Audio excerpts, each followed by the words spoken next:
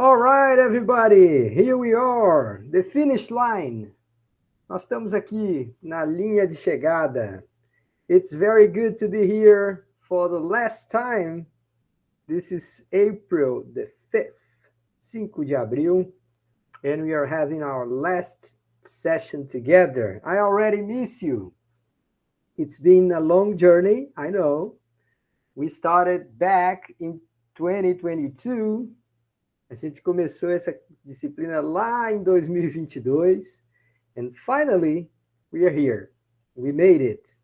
Congratulations to all of you. It's very good to be here and to be talking in English, not because we are better than anyone, it's just because we want to practice. Okay? We want to practice our abilities, our capacity to listen and to understand in a different language. I know I don't speak English that well. I have the accent as a Brazilian person. I make lots of mistakes, but come on, we are all learning together, right? And the topics that we had here were, I mean, amazing, at least in my opinion. Okay, guys, so first thing first, let's make a few announcements that are important for our end of class, right? The last few activities that we'll have in this class. So tonight we're going to be talking a little bit about behavioral economics experiments. So if any of you feel like trying and like investing some time working with behavioral economics in your monograph, se algum de vocês tem o interesse em escrever, em trabalhar com economia comportamental no seu trabalho de conclusão de curso, na sua monografia, well, this is a very important class. And it's being recorded, right? So later on, if you want to, you can go back and watch it again and get some tips on how to plan and to execute behavioral economics experiments, okay? This is our topic for tonight. I have already submitted to you a video about this, but I'm going to go back and check if all of you understood what this video was about. We can talk a little bit about some more examples on how to do things, and that's what we have for tonight. But we have some more announcements. Okay, so first, very important announcement. By Monday, April the 10th, no dia 10 de abril, segunda-feira, that's the last chance to submit the 8th list of exercises, ok? Então, a sua última chance para submeter a última lista de exercícios é segunda-feira, a 8ª lista de exercícios. Okay, so what? Well, by Monday, or maybe by tomorrow, I will already send to you again your grades for the 5th, the 6th, and the 7th list of exercises, ok? Eu vou mandar para vocês de novo amanhã os resultados que vocês conseguiram na lista 5, 6 e 7. So, you can actually see if you do need a good grade in the 8th list. Because the way we're going to calculate your grade is like we're going to take those 4 grades, 5th, 6th, 7th, and 8th. We're going to drop the lowest grade and we're going to average the other 3 out, ok? Então, o que a gente vai fazer? Pegar as notas da 5ª, 6ª, 7ª e 8ª, jogar a mais baixa fora e tirar a média das outras 3. But you guys will already know what are your grades for the 5th, 6th, and the 7th by tomorrow, all right? Amanhã eu mando para vocês essas respostas. All right, the other thing I wanted to say is this. If with those grades you already score like the average 7 or higher, then you are approved. You passed the class. Congratulations. Go ahead and have a good vacation. Sorry. On the other hand, if something like unexpected happened, and if you don't get an average of 7, then you're going to have to submit another list of exercise. That's going to be your third VA. Você vai submeter a terceira VA. E quando vai ser isso? Vai ser uma semana depois dessa próxima segunda-feira.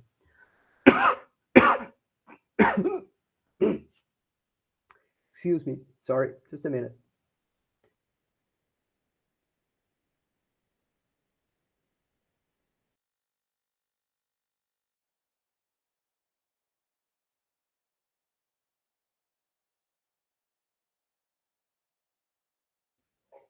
All right. Back again. Então, vai ser uma semana depois da próxima segunda-feira. Você vai ter esse prazo todo de uma semana para fazer a terceira VA, que já vai estar disponível lá logo na segunda-feira que vem. E aí, a gente vê se aquela nota foi boa o suficiente para substituir ou a primeira VA ou a segunda VA e gerar uma média superior a 7. If that is not the case, then you're going to have to take the final exam. And how is going to be the final exam? Just like the third VA, which is just like the 8th list of exercises. Então, a 8ª lista de exercícios, a terceira VA e a VA final são basicamente muito parecidas. São 20 questões sobre todos os assuntos que a gente discutiu ao longo do semestre. Ok? All right, that's it. So it's no big deal. I know that most of you have already passed.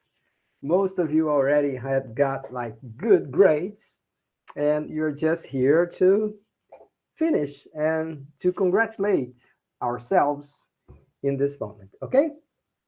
Eu sei que a maioria de vocês já desestressou com nota, já viu que já tem nota para passar, mas aí a gente vai ter só esse finalzinho para conversar um pouquinho sobre isso.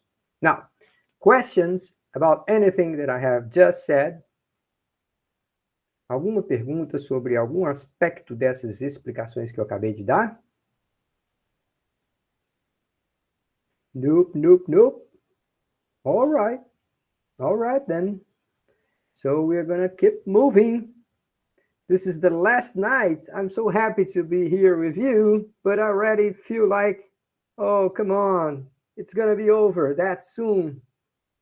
It's been a long semester, I know, guys, and I know you could use some rest, right? Tá todo mundo doido por um certo descanso, né? Pois é. Aqueles que vocês quiserem dar um gás, já termina a 8ª lista de exercícios aqui antes da Semana Santa e já joga na banguela, já começa a descansar. Mas, se não for o caso, também não tem problema. A gente vai estar disponível para conversar com vocês e tirar dúvidas. All right, then. So, what we have tonight is to talk a little bit more about a guide to design experiments. All right, so let me see if I got this one here.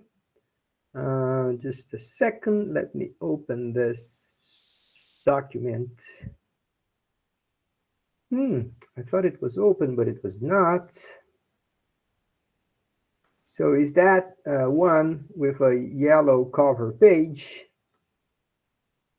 Let's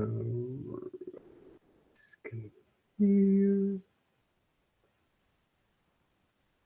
Okay, Irrational Labs. This is the name of the organization who prepared this material, which, by the way, is very good.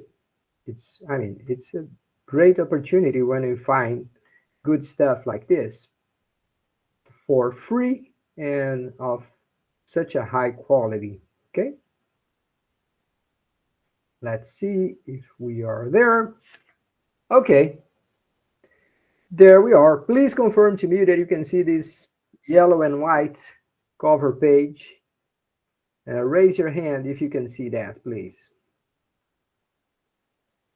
All right, thanks, Tamiris. Pedro, thanks a lot. Sajan. Okay, guys. So what we got here. So these guys are saying, let me show you step by step how to create behavior economics experiments. But those suggestions, those steps, they are actually about science.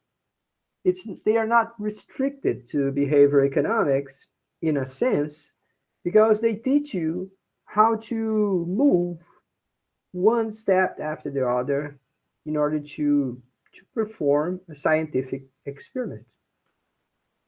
So the first thing is a warning is this: be sure to fill in all the blanks before proceeding to the next step. Então, ele já começa falando assim, olha, antes de passar para o próximo passo, sempre confirme que você concluiu todas as atividades daquele passo.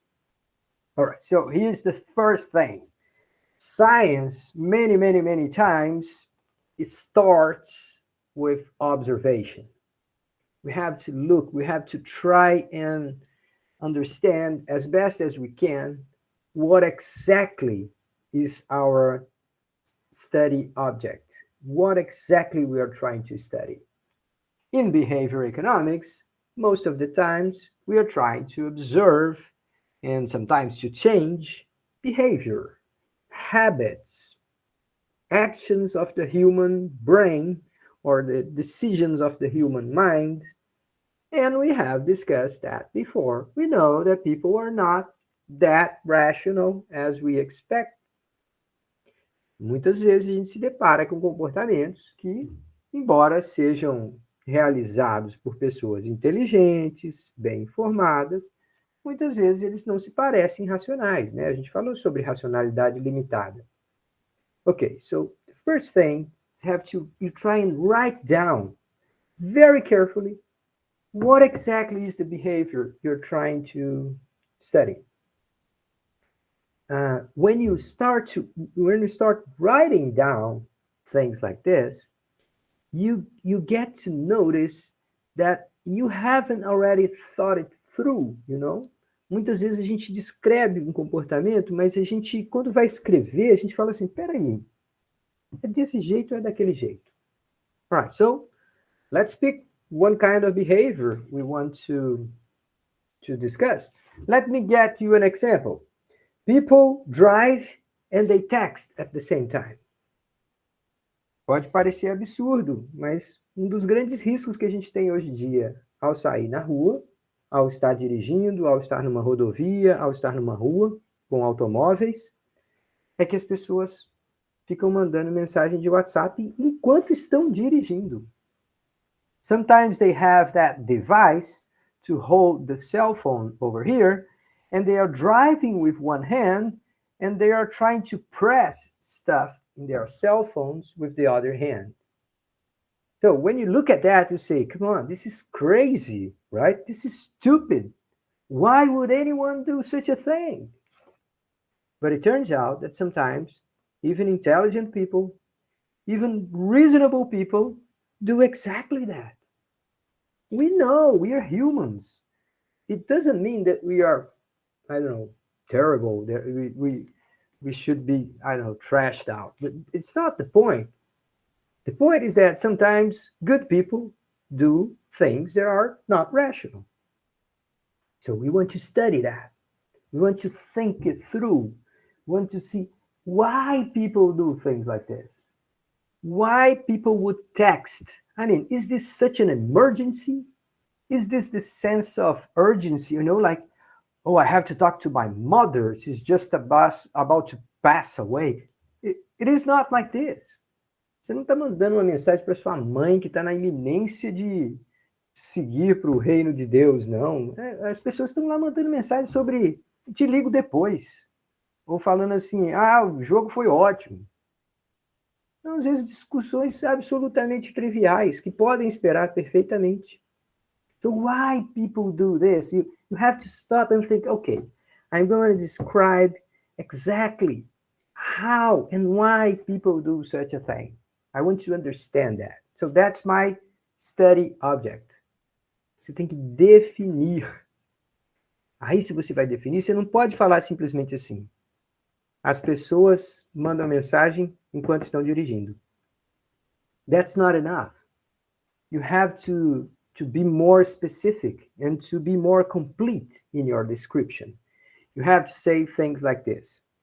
A person who is not in an emergency, who doesn't actually need to send a message at that exact moment, even that it is not urgent, even that it is not something like life and death, people feel like they should do, and they don't see, at least at that specific moment, they don't see how dangerous is such a behavior.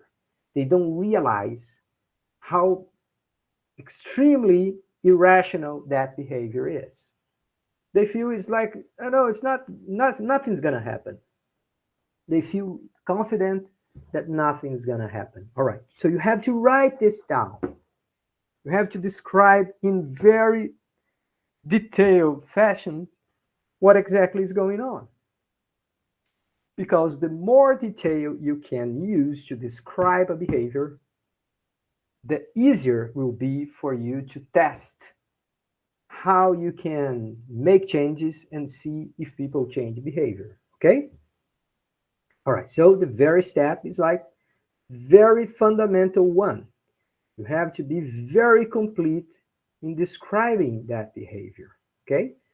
Now, as you do that, you try and get some measurable variable, something that you can measure. So they say how many messages people will send in a 30-minute drive, or how often in a week, in a whole week, people would send messages while driving. Okay, so you try to get something like a measurable variable, uma variável mensurável. Então, número de mensagens ou número de palavras digitadas numa mensagem emitida por alguém que está dirigindo. Ou quantas vezes na semana um motorista manda mensagens. You say, oh, how can I use that? How can I find that? How can I actually measure that? Well, you're going to have to trust that someone can measure that. So, for example, let's suppose that I am texting while driving, then my wife can be an observer. She can say, okay, I'm going to check. I'm not going to say anything. But as soon as Luis starts typing in his cell phone, and doesn't matter if we are stopped in a sign or if we're just moving slowly in this kind of traffic jam, it doesn't matter.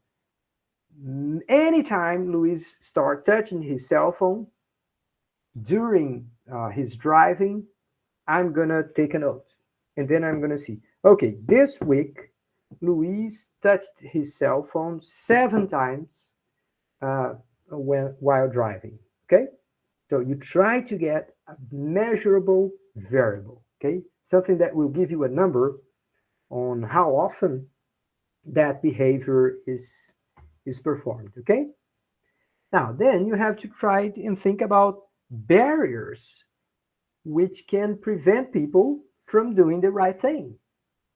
So there are 2 kinds of barriers to talk about. First ones, the ones that make it difficult for a person to engage in a key behavior. And tailwinds, some things that make it so easy, but not motivating enough to do the right thing. Ok? Então, olha só, tem 2 tipos de barreiras às pessoas fazerem aquilo que deveriam fazer. A pessoa deveria parar o carro quando tivesse que mandar uma mensagem. Ou ela deveria desligar o celular, colocar no banco de trás quando estivesse dirigindo, para não ter a tentação. Okay, so we have some things that prevent people from doing that, and we have things that make it so easy that people are not motivated to do that. Okay, so let me give you some examples of this, okay? Então, o que impede a pessoa de se policiar, de se privar do uso de celular durante a direção. Well, headwinds, things that go against of you in the sense of not allowing you to do the right thing. It could be, for example, the way we develop and work some apps. You know, some of our apps in our cell phone, they are designed to create this sense of urgency, this sense of freshness and immediate response, right? So we get notified when anything happened here. You know what I did? This kind of things, you know, thinking about this kind of things, I clicked off for any notification in my cell phone. Se eu contar para vocês que no meu celular nem toca, se alguém me ligar, meu celular não toca. Eu não sou neurocirurgião, eu não mato nem salvo ninguém da morte. Eu não tenho razão porque eu tenho que atender as pessoas imediatamente quando me chamam. Se alguém precisar falar comigo, deixa uma mensagem, eu entro em contato. So I had to switch off like 20 or 30 different apps here so that none of them will notify me of anything. But think about this. The very fact that as soon as you insert, that you download a new app to your cell phone, as soon as it starts working, it's already with a notification switched on. Então, você baixou um aplicativo, ele já tem um mecanismo de ligar a notificação. Se você quiser, você tem que desligar, mas o padrão dele é já vir. So, somehow, we become like, slaves to these machines. So those are headwinds. Those are things that prevent you from doing the right thing.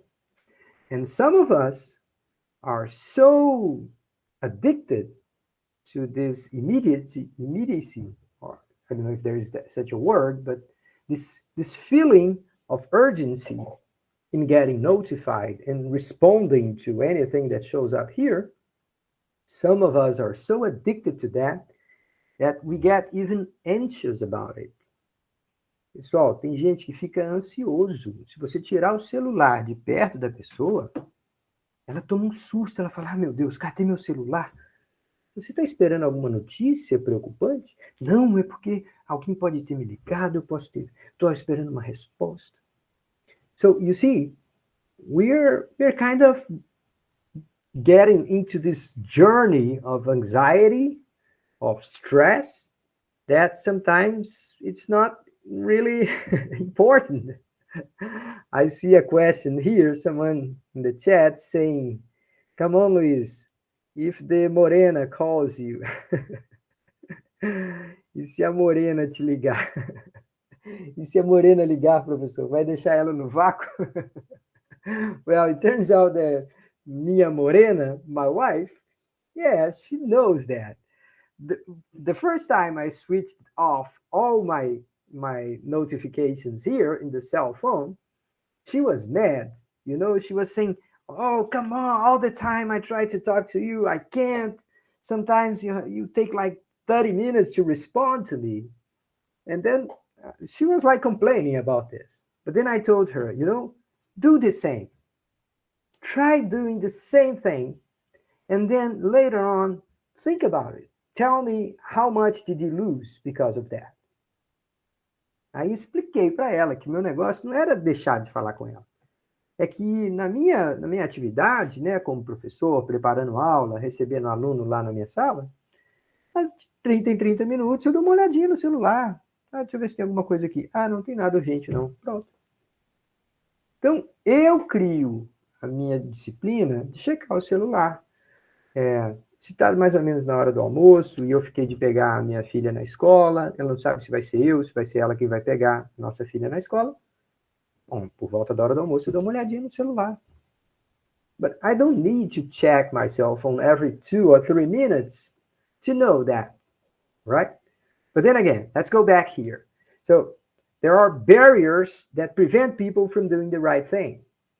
And so in this case, well, those apps, they try and prevent you from having a reasonable relationship with your contacts. It keeps trying to get you alert all the time. And if you're driving, that can be stressful, right? I mean, if you're driving and you have the feeling that you may have got this important message, well, you're not going to be thinking about the traffic, the other cars on the streets. So your attention may be all the way up here in the cell phone and not there on the streets, okay? The other kind of barriers, when we're talking about things that make it easy to do the wrong thing. So we call those tailwinds. Now have a look at these expressions, okay, guys? Those are important expressions in business, okay? In English. Headwinds, vento frontal. Tailwinds, vento na cauda, vento traseiro, né? All right, so in order to fly, an airplane needs to have some headwind, you know, because the plane has its jets, right?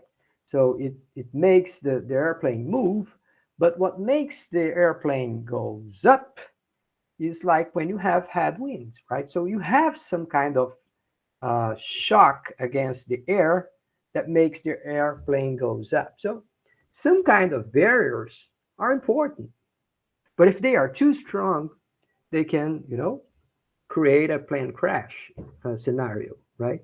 Se os ventos frontais foram normais, eles até ajudam o avião a subir. Se eles forem fortes demais, eles podem até derrubar um avião. Now, tailwinds can also make a plane drop, right? Se você tiver ventos muito fortes na traseira, pode fazer com que o avião perca a estabilidade, porque ele precisa daquele atrito com o ar para se manter voando. All right, so both things are kind of dangerous if they are too strong, okay?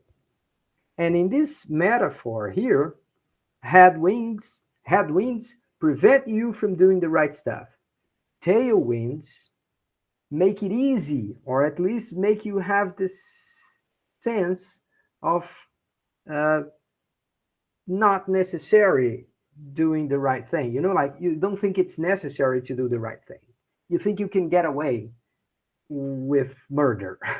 Just kidding, but you think like you get away with doing the wrong thing. So let's go back to the example of driving a car.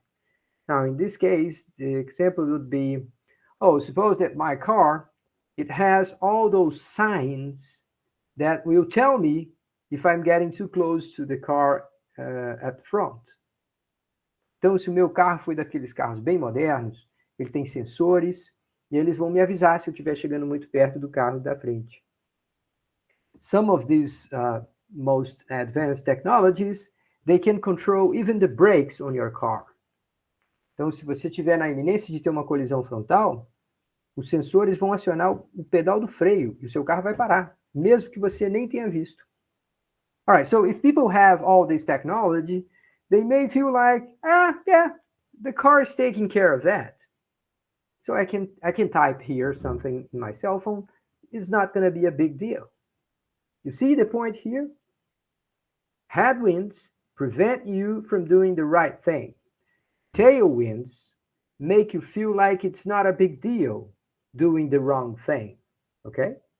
So you have to think about those possibilities as factors explaining the causes or the decisions that a person is making such a thing, okay? All right, so let's keep moving. So this is step 2. Try and identify which are tailwinds and which ones are headwinds. Okay, the next one. My mouse pad is not working perfectly today, but then again. Okay, so headwinds are the ones that cause friction, and tailwinds are the ones that gives you a sense of no perceived benefit in doing the right thing, okay? All right, then you have to choose one of those barriers. Which one you think it's more important? So if you are looking at this person driving a car, you may very well say, no, no, this is a very simple car. It doesn't have all that technology. So the tailwind here is not making a big difference. Então não é aquele caso de uma tecnologia que deixa o cara negligente com a direção, porque, afinal de contas, a, o carro acaba, a tecnologia acaba cuidando até da possibilidade de acidente. So you drop some of those aspects and you focus on the ones that you think are still important, okay? And you try to explain that. Write down what exactly the reason people were not currently partaking in such and such thing is because they do that or that later or something like this, okay? So here, what you have in this diagram is like, how should you write? Você deveria substituir aqui as partes em vermelho com o comportamento. Então, a razão por que as pessoas não estão se restringindo em relação ao celular durante a direção é porque os aplicativos já dominaram completamente a mente dele e ele sente aquele senso de urgência na hora de, mesmo quando estão dirigindo. Ele sente a urgência de olhar para o celular e responder alguma resposta. All right, so this slide here is telling you how you should write down. So you can't make it any easier than that, right? It's showing you how to go every single step of the way. And then you have to look at the principles, check out all the things that you learn in this class. Is there a nudge here playing some sort of role? Is there a cognitive bias here? Can I talk about system 1 or system 2? What is exactly working here? How people drive? Now, most of us, when we are drivers for a long time, we don't think on how we are driving. We just do those things automatically. So this is system 1 working, right? But when you have to type in a message in your cell phone, that's not system 1. You have to structure some sort of message to respond to someone at WhatsApp, right? So it looks like your attention is being divided between a system 1 activity and a system 2 activity. All right, so you have to relate that behavior with all the things that you learn from behavior economics all over the semester, okay?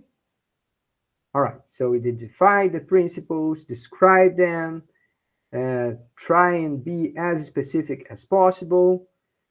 Then you're going to say, okay, let me suppose that this is the most likely principle in behavior economics to explain this behavior. Então, eu estou chegando aqui a um senso de, não, pronto, eu acho que é um viés cognitivo. Um viés cognitivo que cria na pessoa um senso de urgência quando na verdade não existe. Então, vou lá, vejo na lista lá dos viés cognitivos, qual que é o nomezinho que bate com esse tipo de sensação. Eu falo, pronto, agora eu já tenho uma explicação de economia comportamental para aquele. Now, I can say, okay, if I do such and such, then people will perform more often that behavior. If I do such and such or different, then people will not perform that way, okay? So you have to collect the concept in behavior economics and relate to the things that you're trying to explain. As soon as you are there, you can make a hypothesis. You can write down this hypothesis. If we do this and this, then such and such will happen because of that and that. All right, so now I have a hypothesis. And think about this. This is science. The way we do science is exactly like this. We have to study, you have to understand, you have to relate theoretical concepts with a practical situation, then you have to write down what you think it is, the behavior, the causes, and the causal sequence, a sequência causal de fatos que vão gerar aquele comportamento. All right, so then you create test conditions. Then you say, okay, I'm going to take those situations and I'm going to make some change. So how can we do that? Well, let's suppose again that example with a wife and a husband, and sometimes one of them drives to work, the other times the other one drives to work. So they can create this experiment. They can say, all right, so I'm going to hold on to your cell phone on Mondays, Wednesdays, and Fridays. Let's check how often you feel like you should uh, check your cell phone. And the other case, I say, on Tuesdays and Thursdays, let's do nothing. Let's just do whatever you were used to do. You see? So you create some group of evidences, pieces of evidence that are working in a certain way, and other pieces of evidences from a different condition. And then you can check, all right, if I block that behavior, what's going to happen? Will that be sufficient? Will that be enough to prevent people from texting and driving? All right. Then, as soon as you make those different cases, you can compare. But in order to do that, most likely you're going to have to use a statistical model. Okay, this statistics is basically for that. So you can create possibilities of testing hypotheses. All right, that's the fundamental goal of most of what we learn from statistics. Okay. All right. So when you do that, you try and write a quick review, and then you have an experiment planned. Now, as we talk about this, there's this very important warning that I have to make. All over this class, I try to explain to you that behavior economics, it's not the same thing as you see marketing people doing all the time. Behavior economics, most of the times, is like when you're trying to help people do the right thing with ethical instruments. Okay? So, as soon as you try planning this behavioral experiment, make sure no one can get harmed in no condition. Okay? You have to be very, very careful with this. And in order to be absolutely sure that no one's going to get harmed, we scientists, we submit our planned experiments to ethics committees, ok?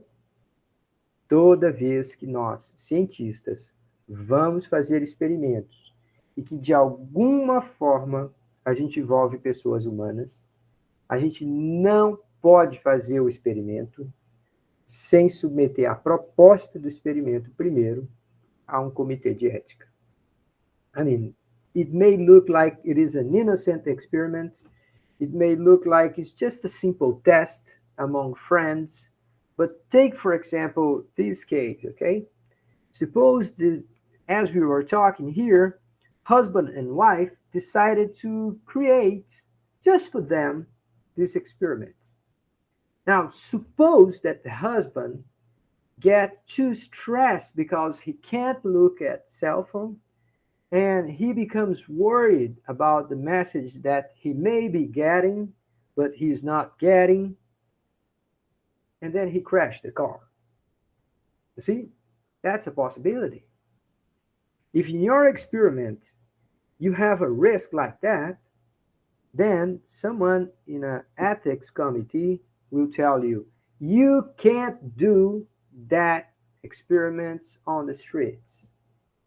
You can harm the driver, you can harm his wife, and you can harm other people around you who are just passing by.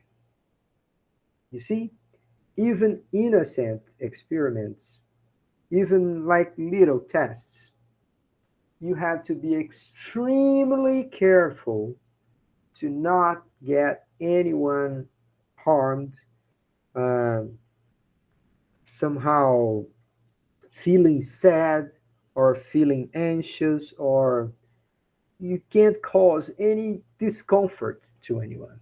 Okay? So this is the very important point.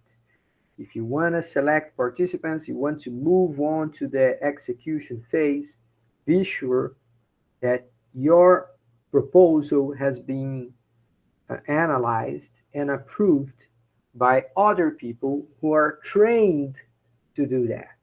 Ok? Você tem que levar esse instrumento, ser analisado e aprovado antes de você terminar, antes de você passar para a fase de implementação.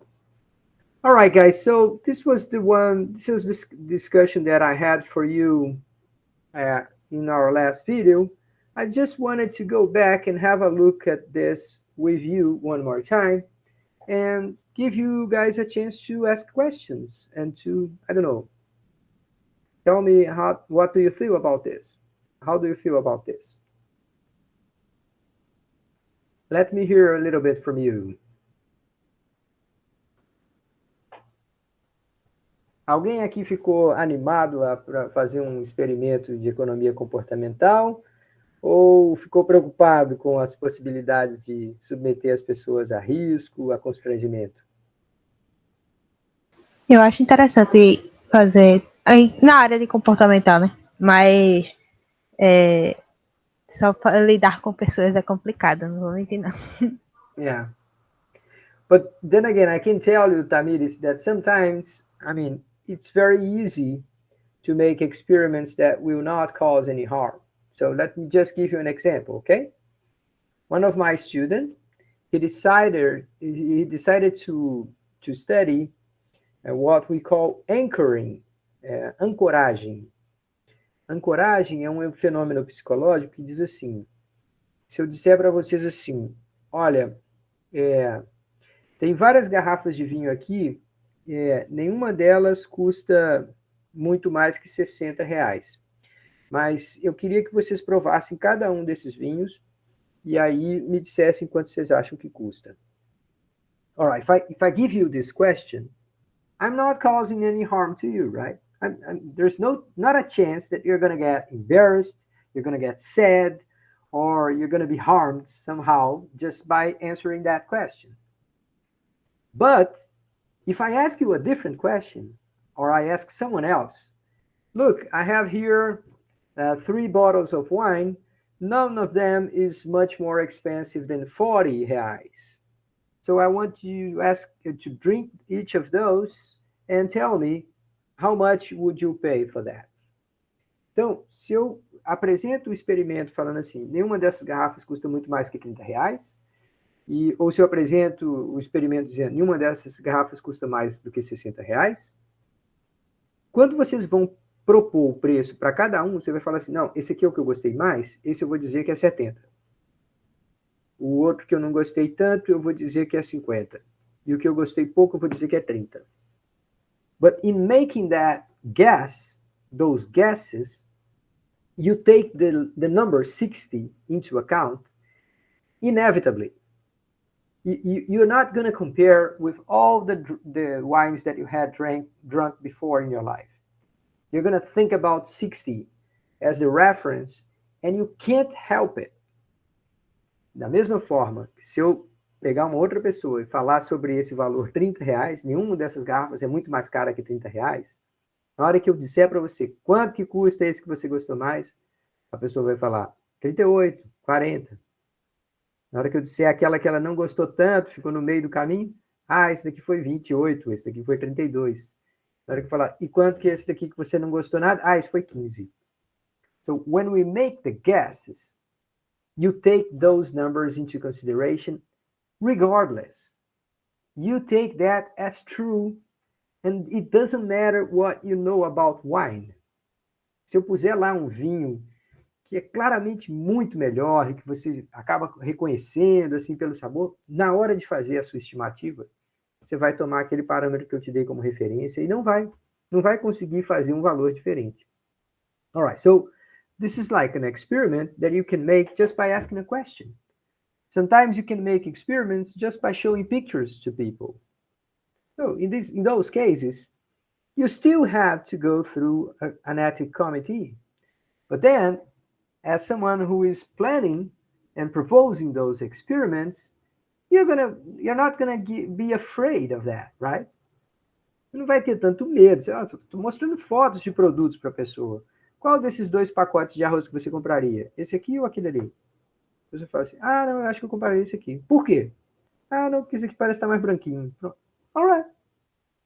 The chances of causing harm are very, very small. So my point is, don't be discouraged to work in behavior economics because you heard me talking about car crashes and accidents and things like that, okay? Sometimes you can make very interesting experiments.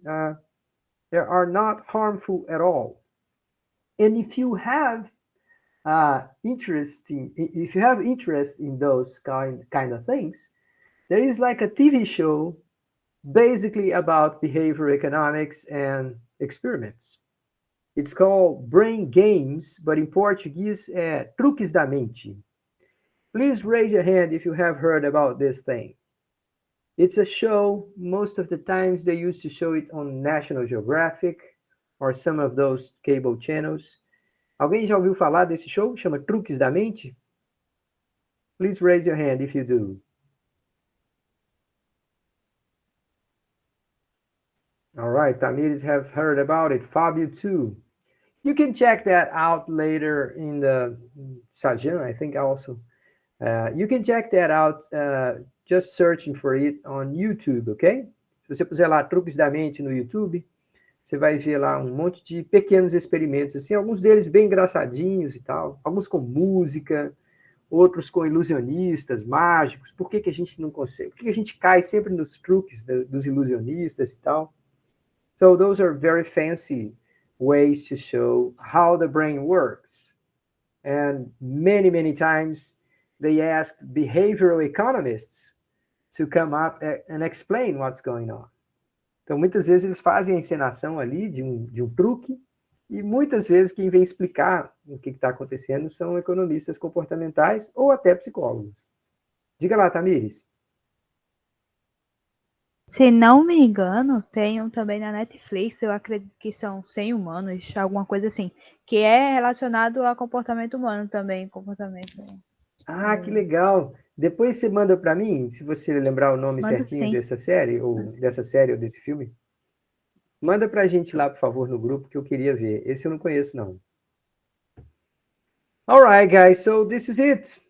I can tell you that it's been a great pleasure to work with all of you here. Our work is done, but I'm here to answer your questions, to hear your criticism, if there is some, and eventually we can make this thing better. I'm very enthusiastic about this class because I've heard that starting next semester, we are not going to have only Brazilian students here. There's a good chance we're going to have American students and also Chinese students. So this is going to be interesting, right? Brazilian, United States, China, all together here. But it's been a pleasure. I thank you guys, all of you, very, very truthfully. It's been a pleasure to be with you, okay? Se alguém tiver mais alguma pergunta, algum comentário, esse é o momento de fazer. A gente finalmente chegou ao nosso finalzinho aqui. O André Cavalcante falou que caramba! What is that, André? What scared you?